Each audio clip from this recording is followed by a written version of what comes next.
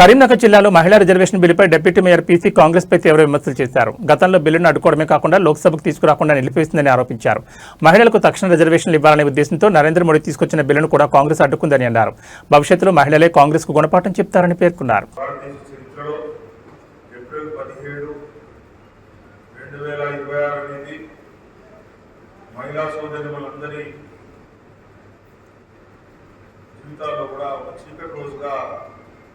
Congress party బిగించిన రోజుగా మారిపోతా ఉంది.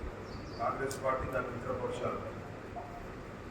ఎందుకంటే గత 30 సంవత్సరాల నుంచి కూడా 1986లో అప్పుడు దేవగౌడ గారు ప్రధానమంత్రి ఉన్నప్పటి నుంచి మొదలుకుంటే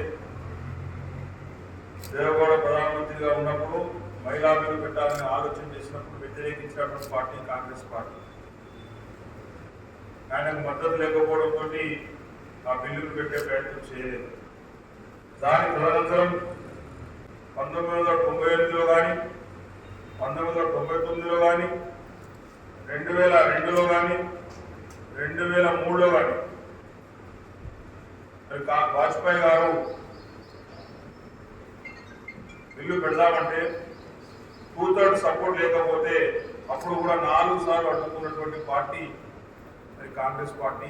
దాని మిత్రపక్షాలు అయినప్పటికీ కూడా 2010లో కాంగ్రెస్ పార్టీ మొదటిసారి బిల్లు తీసుకొచ్చినప్పుడు రాజ్యసభలో బిల్లు తీసుకొస్తే కాంగ్రెస్ పార్టీ అధికారంలో ఉంది.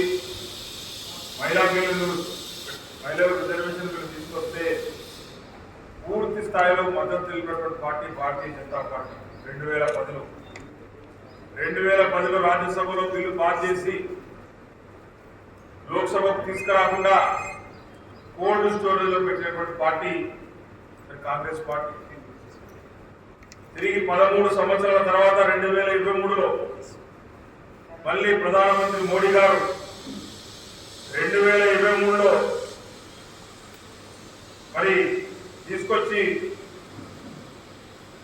లోక్సభలో పాస్ చేసినటువంటి ఘన చరిత్ర కూడా మరి మోడీ గారికి దక్కింది. మరి 2010 నుంచి 2014 వరకు ఈ బిల్లు పెట్టకపోవడానికి కారణం అప్పుడు వాళ్ళకు ఉన్నటువంటి కాంగ్రెస్ పార్టీ ఉన్నటువంటి కొత్త పార్టీలు, కాంగ్రెస్ పార్టీ యొక్క అంతర్గత వ్యవహారాలు. అప్పుడు ములాయం సింగ్ యాదవ్ కావచ్చు, లాలూ యాదవ్ కావచ్చు, రకరకాల వ్యక్తులు మహిళలకు ఎందుకు రిజర్వేషన్ ఇవ్వాలి అని అడ్డుకోవడంతో, మహిళలకు రిజర్వేషన్ వద్దు అని అడ్డుకోవడంతో కాంగ్రెస్ పార్టీ మరి కోల్డ్ స్టోరేజ్ లో పెట్టిన మాట వాస్తవం. 2023లో ప్రధానమంత్రి మోడీ గారు లోక్సభలో పాస్ చేసిన తర్వాత మళ్ళీ ఇప్పుడు 2026లో మరి బిల్లు తీసుకొచ్చి 2029 ఎన్నికల్లో మహిళలకు రిజర్వేషన్ ఫలాలు అందాలే. ఈ బిల్లు పాస్ చేసి 2 సంవత్సరాలు అయింది. 2026లో మనం ఆర్టికల్ 334A కనుక సవరించుకుందామని ఆలోచన చేస్తే దాన్ని అడ్డుకున్నాం. ఈరోజు అది సాధించింది ఏమున్నది? ఆ ఆర్టికల్ అదే విధంగా ఉండడంతో కొత్త సెన్సెస్ జనాభా వచ్చేంత వరకు, కొత్త జనాభా లెక్కలు వచ్చేంత వరకు మళ్ళీ మహిళా రిజర్వేషన్ బిల్ కానీ, డిలిమిటేషన్ బిల్ కానీ ఎక్కడ కూడా ముందుకు సాగే అవకాశం లేదు. ఈ విధంగా కాంగ్రెస్ పార్టీ మరి వారి అధ్యక్షులు మల్లికార్జున ఖార్గే కావచ్చు, మరి గతంలో అధ్యక్షురాలు సోనియా గాంధీ గారు కావచ్చు, రాహుల్ గాంధీ గారు కావచ్చు, ప్రియాంక గాంధీ గారు కావచ్చు, నిన్న మీటింగ్ అయిపోయిన తర్వాత ఏం మాట్లాడుతూ ఉన్నారు?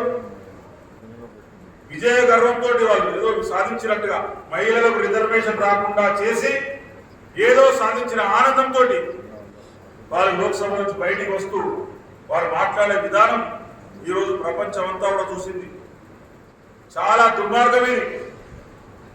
మోడీ గారు క్లియర్ గా చెప్పినారు, జనాభా లెక్క ప్రకారం 2011 జనాభా లెక్కల ప్రకారం ప్రోరేటా ప్రకారంగా ఏ ప్రాంతానికి కూడా అన్యాయం జరగకుండా, భారతదేశంలో ఏ రాష్ట్రానికి కూడా అన్యాయం జరగకుండా మహిళా సోదరిమణులకు మరి 33% రిజర్వేషన్ ఇవ్వాలి, అది 2029 నుంచి ఇవ్వాలి అని చెప్పి ఆలోచన చేస్తే మరి వాళ్ళు ఈ విధంగా మరి దాన్ని అడ్డుకోవడం అనేది మరి నిజంగా కూడా ఘోరమైన అన్యాయంగా తప్పకుండా కూడా కాంగ్రెస్ పార్టీ దాని మిత్రపక్షాలు భవిష్యత్తులో మీరు ఏ అమెండ్మెంట్స్ అంటే ఆ అమెండ్మెంట్ తీసుకొస్తాం.